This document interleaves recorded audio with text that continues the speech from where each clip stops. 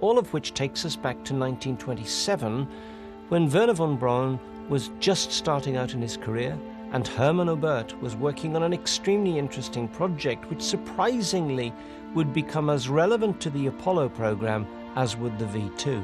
In the late 1920s, Hermann Oberth was invited to work on the German production Frau in Mond, Woman in the Moon.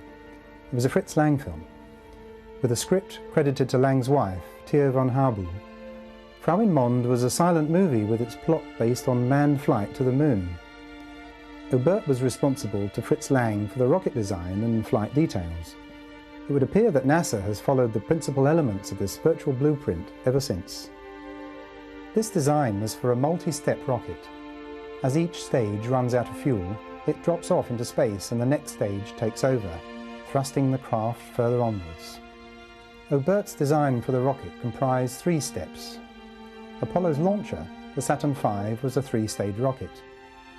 It was constructed in a vertical position in a huge assembly shed. This is the house that Jack built over at the future Cape Kennedy.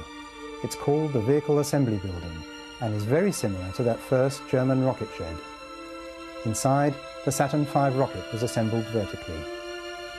Lang's rocket was driven out of the shed in a vertical position on a tractor-like transport to the launch location, just as NASA does today using its crawler vehicle.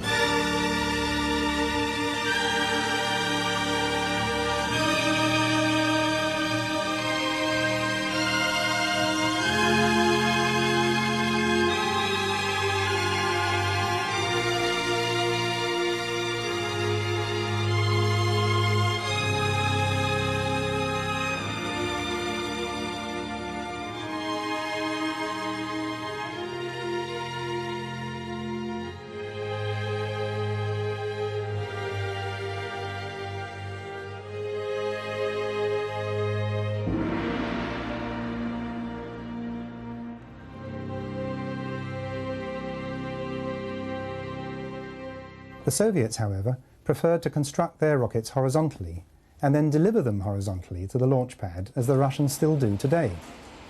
No doubt they recognized that moving a high centre of gravity rocket vertically was contrary to common sense. And contrary to some received opinion in the West, the Soviets have in fact always been the world's leaders in rocket development. With 21 firsts in space exploration, they had no need to present the world with rampant virility symbols for their journeys into space. As for NASA's Apollo launcher, the Saturn V, that rocket may not have been as great as it looked. To emphasize the moment before liftoff, Fritz Lang created the 10-9-8 countdown. It was one of the movie's most dramatic features. Lang had intended this countdown procedure merely to increase the dramatic tension at the launch. Lang said that NASA had incorporated another of his down touches into its space dramas. Lang's actors were strapped to their couches, just as NASA did with Apollo. When the rocket motor had burned for a specified duration, we see first and second stage separation, as was the case with the Saturn V.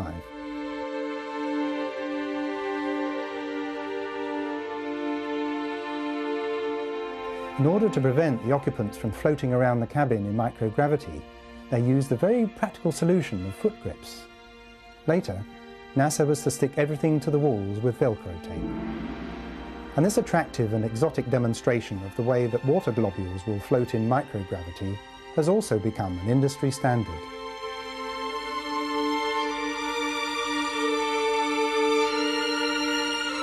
Then the most memorable scene of all, the moon in the foreground and the distant Earth. A scene first visualized in the 1920s. And the lunar landscape as designed by Lang's artists, with the camera set up ready.